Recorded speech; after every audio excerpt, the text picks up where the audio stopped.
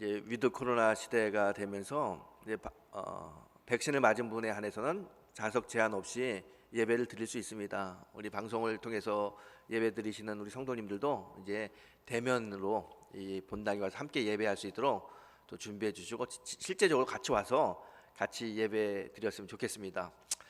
저는 이 코로나가 시작되면서 성도님들에게 많이 했던 말은 이 코로나 시대, 이 시대는 정말 믿음이 필요한 시대입니다. 믿음으로 이 시대를 잘 이겨내야 됩니다. 그래서 믿음에 대한 말씀을 좀 많이 드렸습니다.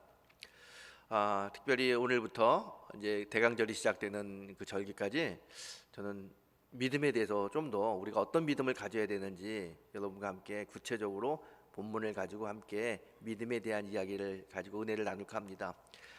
이번 믿음 시리즈를 통해서 많은 은혜가 우리에게 있게 되기를 축복합니다.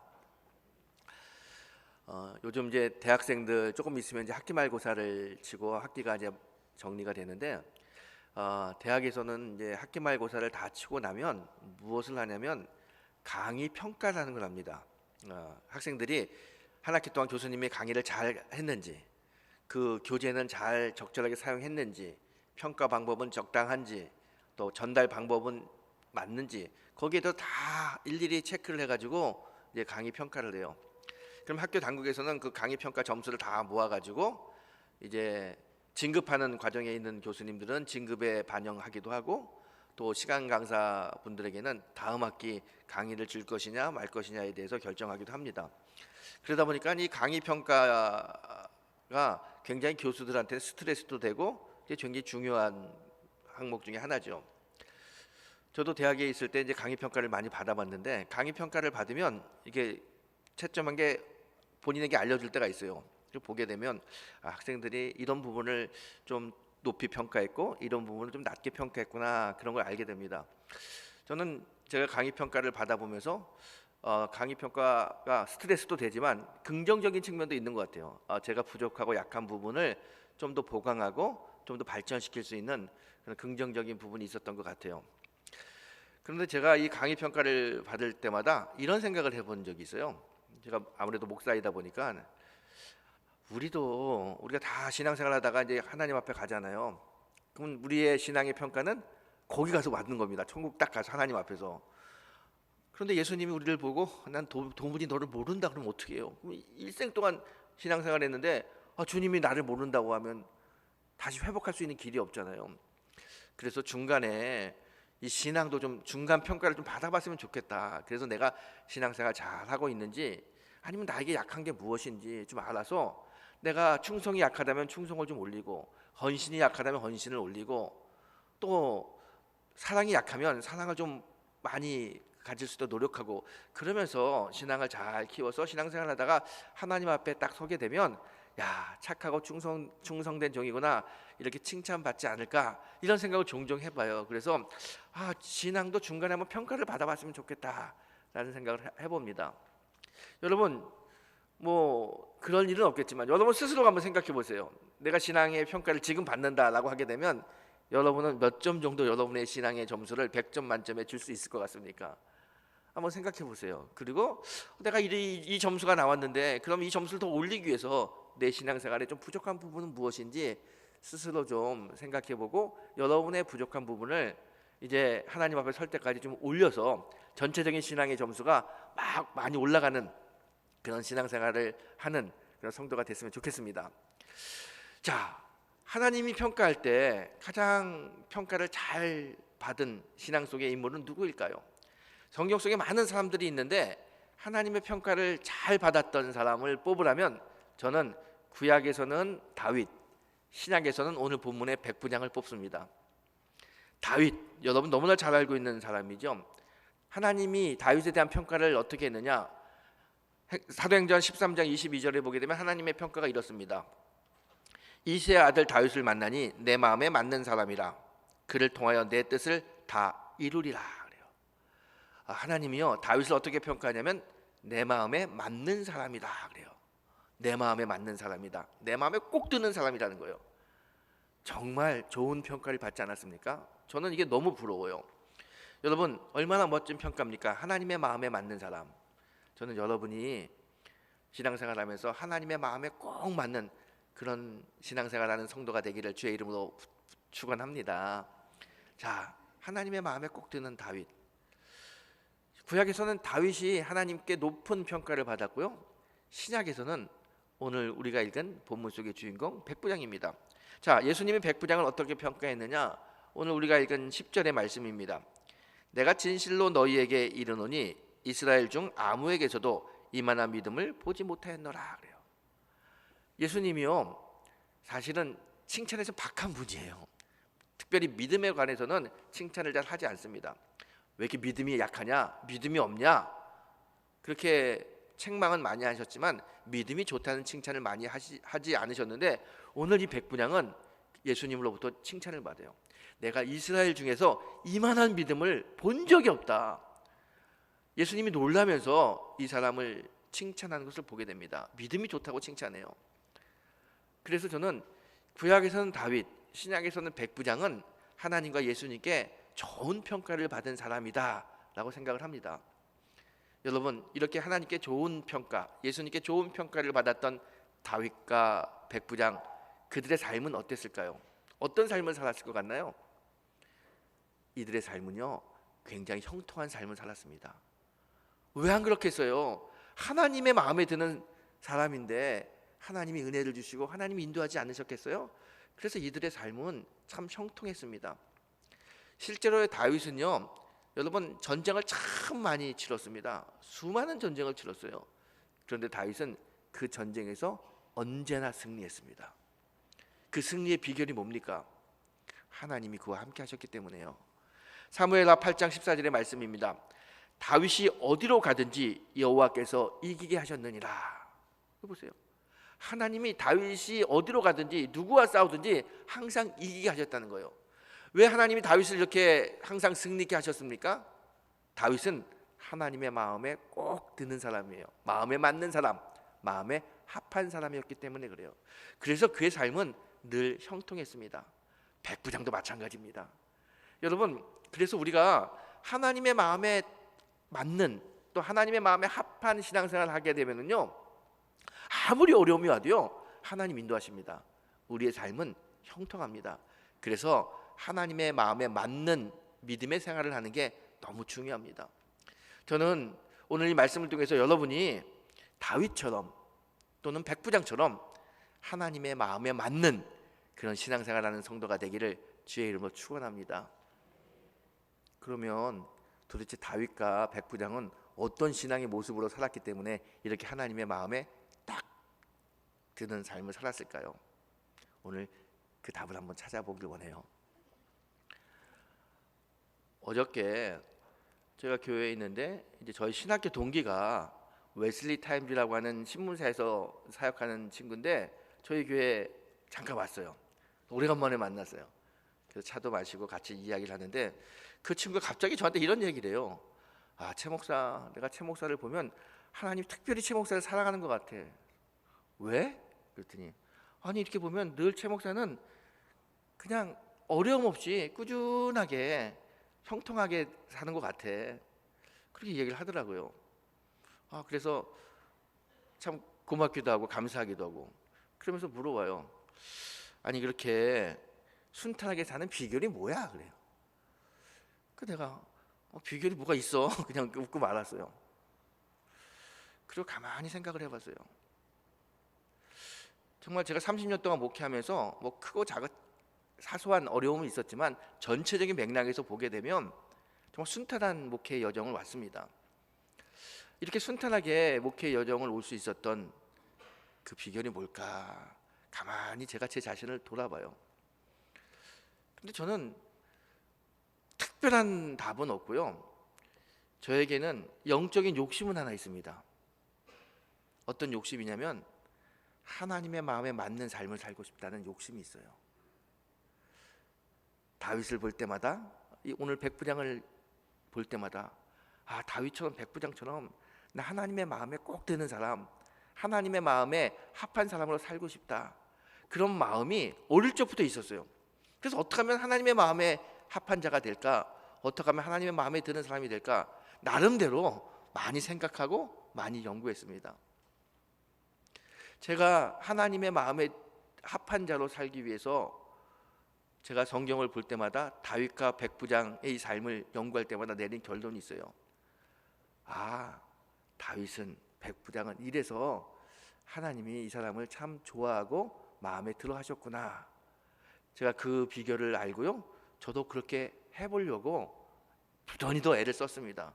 그래서 그런지 몰라도 목회의 여정이 그렇게 험난하진 않았던 것 같아요. 하나님의 은혜죠. 저는 오늘 제가 가졌던 영적인 욕심을 여러분에게 좀 말씀드리고, 여러분도 이런 영적인 욕심을 같이 갖기를 바랍니다. 그리고 하나님의 마음에 드는 사람으로 이 어려운 시대에 어려움을 이겨내고 하나님의 인도하심을 받는 귀한 성도가 되기를 주의 이름으로 축원합니다. 자, 이 백부장과 다윗, 하나님의 마음에 합한 자로 살 수 있었던 비결은 뭘까? 저는 그 첫 번째를 오늘 본문 6절에서 찾습니다. 제가 6절을 읽어보겠습니다. 주여, 내 하인이 중풍병으로 집에 누워 몹시 괴로워하나이다. 그래요. 자, 오늘 본문을 보게 되면요, 백부장, 이 신약 성경에 백부장이 두 명 나옵니다. 하나는 고넬료라고, 사도행전에 나오는 고넬료가 백부장이고요, 오늘 이 본문의 주인공 백부장입니다. 이 백부장은 로마의 초급 장교입니다. 이때 당시 로마는 제국이고요, 이스라엘은 식민지였습니다. 로마 제국의 장교이기 때문에 굉장히 높은 지위고요, 권력도 있었어요.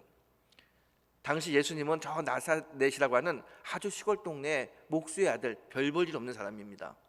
특별히 백부장이 봤을 때 하찮은 사람으로 생각할 수 있어요.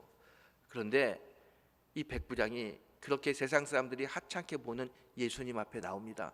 나와서 예수님께 간절하게 부탁을 하나요. 어떤 부탁을 해요? 주님, 제 하인이 중풍병으로 괴로워하고 있습니다. 좀 고쳐주세요. 그래요. 하인을 고쳐달라고 하는 거예요. 여러분, 당시 하인은 종입니다. 노비예요. 이 로마 시대의 노비, 로마 시대의 종은요, 주인이 아무렇게나 할 수 있어요. 갖다 버릴 수도 있고요, 죽일 수도 있고요.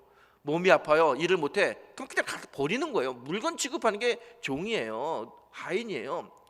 그런데 오늘 자신의 하인이 중풍병을 앓고 너무 괴로워하는 모습을 보면서 이걸 고쳐주고 싶다는 마음이 있어요. 그래서 예수님께 와서 고쳐달라고 이야기합니다. 이미 예수님께 오기 전에 이 백부장은 좋은 약, 좋은 의사, 자기가 할 수 있는 거 다 해봤을 거예요. 그래도 낫지 않아요. 그 안타까운 마음을 가지고 있을 때 예수님에 대한 이야기를 듣고 예수님께 나오는 겁니다. 예수님께 나와서 주님, 내 아이를 고쳐주세요. 오늘 우리가 이 성경을 읽을 수 있지만 이 성경은요, 당시의 문화적인 시각으로 보게 되면요, 이건 상식을 완전히 벗어나는 일입니다. 어떻게 로마 백부장이 시골에 있는 그 사람에게 와가지고 자신의 하인을 고쳐달라고 그렇게 부탁할 수 있어요? 그것도 아주 간절하게. 이건 그때 당시의 생각으로는 있을 수 없는 일이에요. 그런데 이 백부장이 그렇게 하고 있어요. 왜 그럴까요? 왜 자신의 하인을 고쳐달라고 이렇게 예수님께 와서 간청할까요? 다른 건 아닙니다. 이 백부장의 마음에는 이 하인을 사랑하는 사랑의 마음이 있어요. 사람을 사랑하는 마음이 있었고요, 그 사랑을 실천하는 사람이 백부장입니다. 예수님은 이 백부장에게 놀랐는데요, 물론 믿음을 보고도 놀랐지만 정말 놀란 건 뭐냐면 백부장 안에 있는 사랑을 보고 놀란 거예요. 백부장은 사랑이 많았고요, 그 사랑을 실천하는 사람이었습니다. 그래서 자신의 종 하인이 아픈 걸 보고 예수님께 나와서 고쳐달라고 그렇게 부탁하고 있어요. 여러분, 다윗이 하나님의 마음에 합한 자라고 그랬잖아요. 다윗이요, 하나님의 마음에 합한 삶을 살았던 이유 중에 하나는 뭐냐면 다윗에게도 사랑의 마음이 있었어요. 그리고 실제적으로 사랑을 실천하는 사람이었습니다. 사무엘하 23장에 보게 되면 이런 이야기가 있습니다. 다윗이 베들레헴 근처에서 이제 전쟁을 하려고 준비하고 있었어요. 그때 자기의 부하들과 함께 밤에 이제 전쟁을 준비하다가 옛날 이야기를 하는 거예요. 내가 자신은 저 베들레헴에서 양을 치는 목자였다. 어렸을 때 저 베들레헴 근처에서 양을 치다가 목이 말리면 베들레헴 성문 옆에 우물이 있는데 그 우물 한 그릇 탁 마시면 얼마나 시원하고 맛있는지, 지금도 그 우물 그거 한번 먹어봤으면 좋겠네. 그렇게 이야기를 해요. 근데 그 이야기를 들은 부하들이 그 말을 가슴에 잘 담고 있다가 밤에 몰래 적진에 들어가 가지고 그 우물을 떠 가지고 와서 다윗에게 줍니다. 다윗이요 그 우물을 보면서요 통곡합니다. 우물을 땅에 쏟으면서 막 분노하는 거예요. 도대체 이 우물이 무엇이길래 너희들이 피를 쏟으면서까지 그렇게 거기까지 갔다 와야 하느냐. 나는 이 우물보다 당신들 내 부하인 너희들의 목숨이 더 중요하다. 그렇게 막 화내고 분노하는 내용이 사무엘하 23장에 있습니다. 다윗은요 그 정도로 자신의 부하를 사랑했어요. 진짜 사랑의 마음이 있었고요 사랑을 행동했던 사람입니다.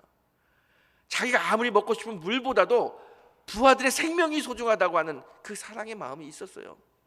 그 하나님이 다윗의 그 사랑의 마음을 보고 정말 내 마음에 합한 자다라고 이야기하는 겁니다. 다윗은요 정말 사랑이 많은 사람입니다. 다윗이 정말 친하게 지냈던 자신의 친구 요나단이 있습니다. 요나단은 자신을 죽이려고 하는 사울 왕의 아들이에요. 하지만 요나단을 친구처럼 너무 좋아했어요. 이제 시간이 흘러서 사울도 죽고 요나단도 다 죽었습니다. 이제 이스라엘이 다 평정되고 다윗이 왕으로 등극했어요. 그때 다윗은요 자신의 친구, 자신이 사랑했던 요나단의 식구들, 자녀들이 어떻게 됐나 궁금해가지고 전국을 돌면서 이 요나단의 자녀들을 찾아보게 해요. 부하들이 다 샅샅이 뒤져가지고 한 사람을 찾아내는데 그게 누구냐면 다리를 절고 있는 지체장애자였던 무미보셋이라고 하는 사람입니다. 다윗의 아들이에요. 아니 요나단의 아들이에요. 이 지체장애자 무미보셋을 다윗이 데려오고요 자신의 아들과 같은 상에서 같이 먹게 합니다. 왕자 취급하는 거예요. 그리고 지극정성으로 이 무미보셋을 돌봐줍니다. 어떤 면에서 보게 되면 원수의 손자예요. 자기를 죽이려고 했던 그 혈통입니다. 그런데 다윗은 그거 개의치 않고요 자신의 친구의 아들, 자신이 사랑했던 요나단의 아들이란 그걸 생각하면서 지극정성으로 보살펴 줍니다. 정말 사랑이 많은 것을 보게 됩니다. 여러분 이 백부장이나 다윗이나 공통점이 있는데 그것은 뭐냐면 사랑이 있었고요 사랑을 실천했던 사람입니다. 저는 어릴 적부터 이 성경을 보면서 사랑이 참 하나님의 마음을 합하게 하는, 마음에 드는 성도의 모습이구나 그걸 깨달았어요. 그래서 늘 시간 될 때마다 기도할 때 특별한 기도의 제목이 없으면 하는 기도가 있습니다. 그게 뭐냐면 이거예요. 하나님, 저는 사랑이 있고 사랑할 줄 아는 목사가 되고 싶습니다. 저에게 사랑이 넘치게 해주세요. 이 기도를 수시로 합니다. 별로 사랑이 없어요. 그래서 자꾸 사랑이 필요하다고 느끼고 사랑이 있는 사람이 되었으면 좋겠어요. 그래서 하나님께 하나님 사랑 있는 사람 되게 해주세요. 사랑할 줄 아는 사람이 되게 해주세요. 이렇게 기도하고 지금까지 목회를 해오고 있어요. 저는 여러분도 저하고 같은 이런 기도했으면 좋겠어요. 하나님, 사랑이 있는 집사가 되고 싶습니다. 그리고 사랑할 줄 아는 집사가 되고 싶습니다. 하나님, 사랑이 있는 권사가 되고 싶습니다. 그리고 사랑할 줄 아는 권사가 되고 싶습니다. 전 여러분이 이 기도를 많이 했으면 좋겠어요. 우리 안에 사랑이 넘치잖아요. 하나님이 너는 내 마음에 꼭 드는 아들이다, 딸이다 이렇게 인정하십니다. 그래서 우리 안에 사랑이 필요해요. 이 어렵고 힘든 시대에 우리 안에 사랑이 가득 차서 어려움을 이기는 그런 힘의 원천이 되기를 주의 이름으로 부탁을 드리겠습니다. 그런데요, 이 다윗이나 백부장이나 사람만 사랑한 게 아닙니다. 이 사람들은요, 하나님도 사랑했어요. 하나님을 너무 사랑했어요. 그리고 그 하나님에 대한 사랑의 표현을 성전을 통해서 표현했습니다. 다윗은요, 하나님을 너무 사랑했어요. 근데 어느 날 다윗이 궁전에서 있는데 하나님의 임재의 상징 법궤가 초라한 천막 속에 있는 걸 보게 됩니다. 그 마음이 너무 아픈 거예요. 나는 이 궁전에서 잘 살고 있는데 하나님의 임재의 상징 법궤가 저렇게 초라한 천막에 있어? 안 되지, 안 되지. 내가 하나님을 위해서 성전을 지어야겠다. 가장 아름다운 성전을 지어서 하나님께 봉헌해야겠다. 그렇게 생각하고 성전을 지으려고 해요. 그런데 하나님이 성전 짓는 걸 허락하지 않아요. 하지만 다윗은 포기하지 않습니다. 자신의 아들 솔로몬이 성전을 지을 수 있도록 자기가 다 준비해 주는 거예요. 그리고 솔로몬에게 유언하죠. 이 세상에서 가장 아름다운 성전을 지어서 하나님께 봉헌하라고. 그리고 자신이 가지고 있던 금을 헌금합니다.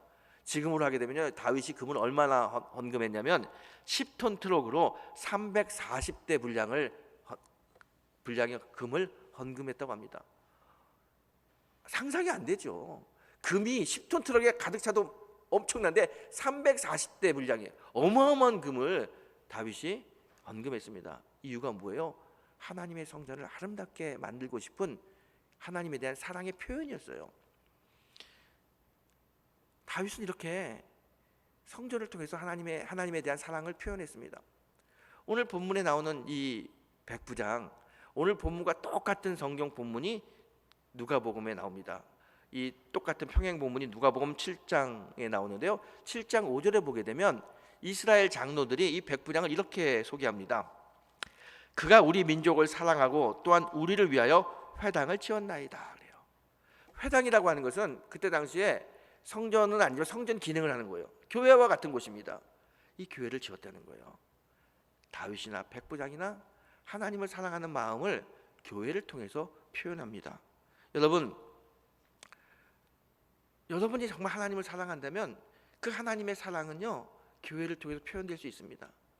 여러분이 보시기에 교회가 필요하고 교회가 해야 될 일이 여러분 눈에 보인다면 여러분 헌신해 보세요. 충성해 보세요. 반드시 하나님의 인도하심이 있습니다. 저는 어릴 때부터 친하게 지내는 친구들이 있어요. 요즘 자주는 못 만나지만 가끔 만나요. 그래서 1년에 한두 번씩 만나는 친한 친구들. 그냥 봐도 그냥 기분이 좋아요. 어릴 적 친구니까. 어릴 적부터 교회를 같이 다닌 교회 친구들이에요.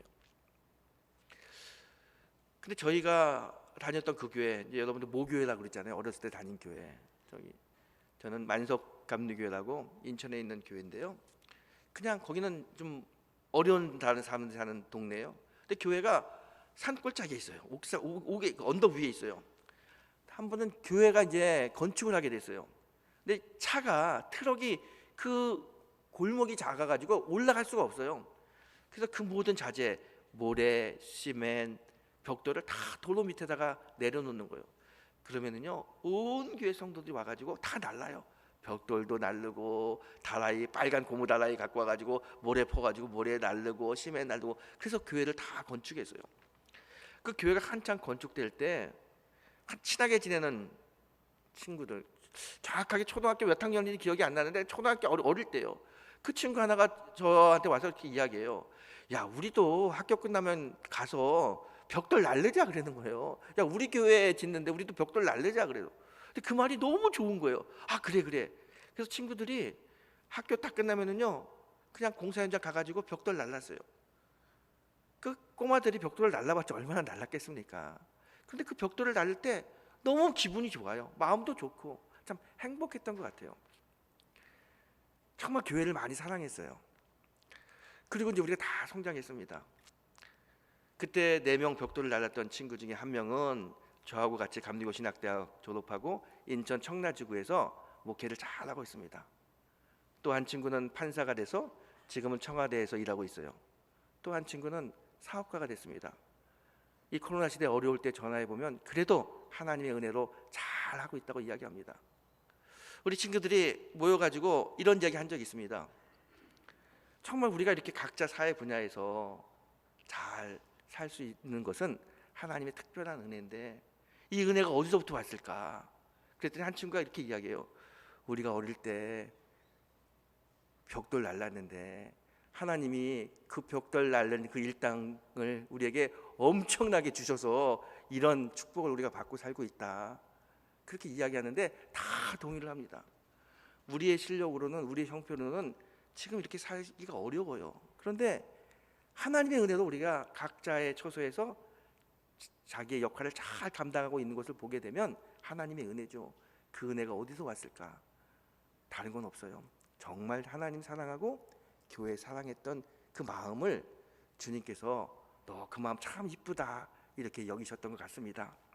여러분, 정말 교회를 사랑하고 주님을 사랑해 보십시오. 하나님의 마음에 드는 신앙인이 될 겁니다. 그러면 하나님의 형통의 인도하심이 있습니다.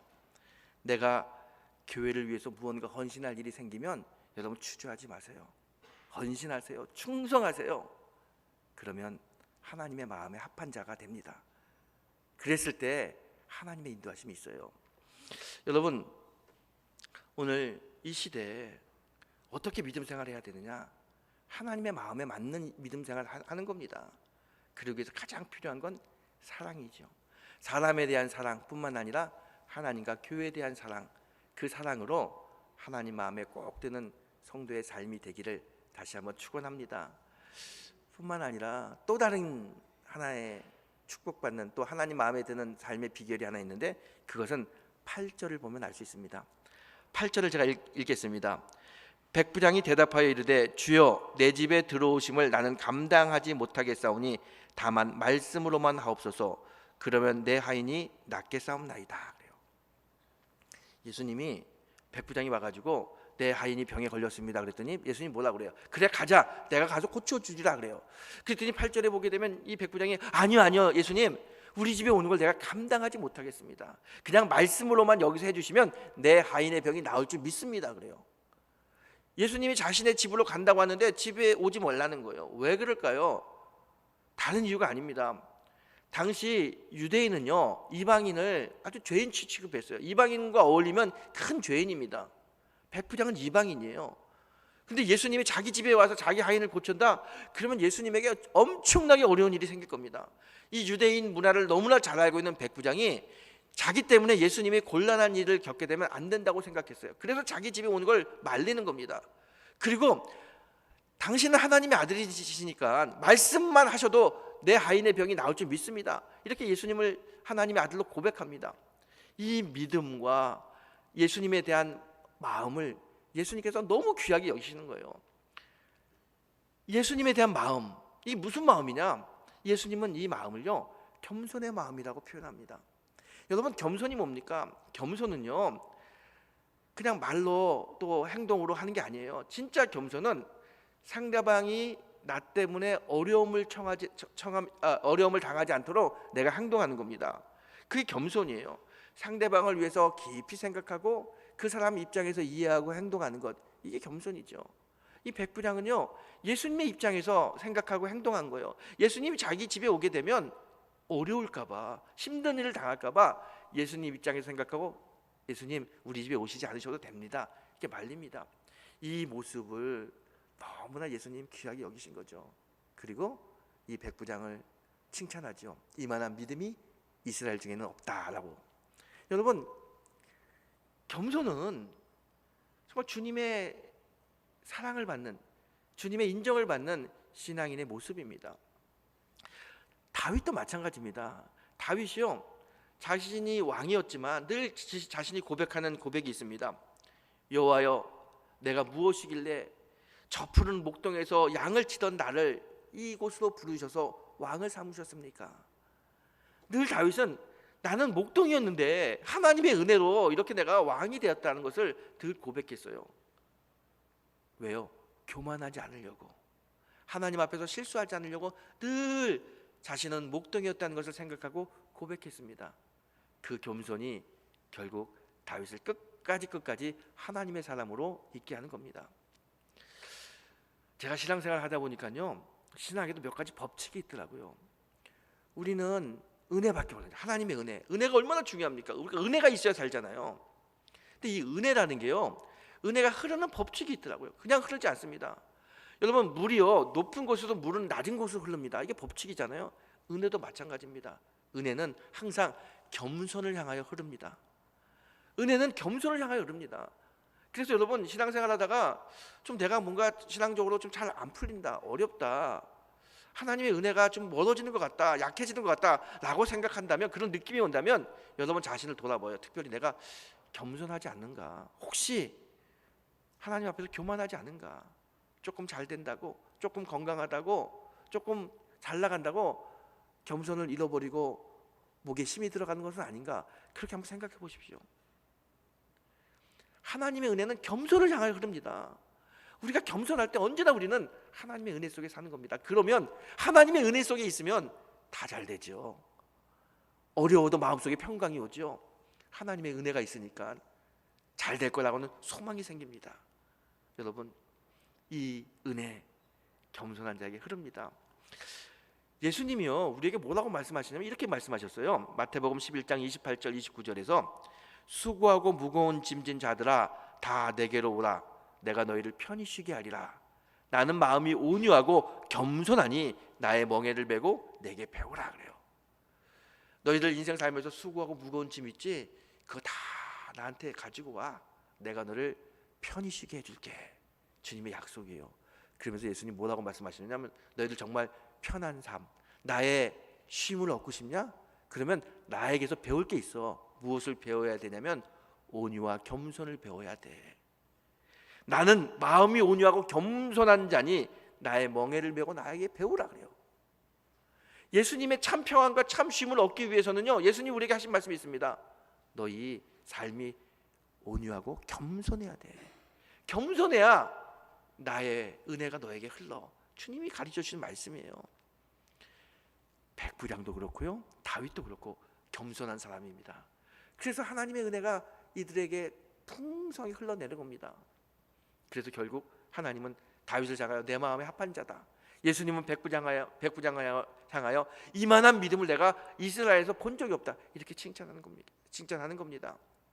다윗이나 백부장이나 하나님 마음에 또 예수님 마음에 드는 비결은 뭐냐면 사랑과 겸손이 있었다는 거예요. 우리가 신앙생활 잘하는 법은 뭐냐면 내 안에 사랑과 겸손이 있는 겁니다. 사랑과 겸손은 양날개 같은 겁니다. 이 양날개를 가지고 날라보면 하나님의 은혜 속에서 풍성한 은혜를 맛보며 삶을 살 수 있습니다. 보세요. 여기서 말씀만 하셔도 내 하인의 병이 낫겠습니다 라고 이야기했더니 예수님이 야 이스라엘 중에 이만한 믿음이 없구나 칭찬하면서 그 하인의 병을 고쳐주셨어요. 예수님이 고쳐주셨어요. 예수님의 마음이 기쁘니까 그 백부장의 소원, 마음의 소원이 이루어지는 겁니다. 우리가요 신앙생활하면서 예수님의 마음에 합한 자, 하나님의 마음에 맞는 자로 살게 되면 하나님과 예수님은요 우리의 필요를 다 하시는 분이에요. 우리가 구하지 않아도 채워주십니다. 인도하십니다. 역사하십니다. 이게 믿음의 비결이에요. 오늘 여러분과 제가 다윗처럼 백부장처럼 하나님의 마음에 맞는 그런 신앙생활을 하길 원합니다. 사랑과 겸손으로 하나님 마음에 꼭 드는 신앙인이 되어 하나님의 놀라운 역사와 능력을 체험하는 귀하고 복된 성도가 되시기를 주의 이름으로 축원합니다.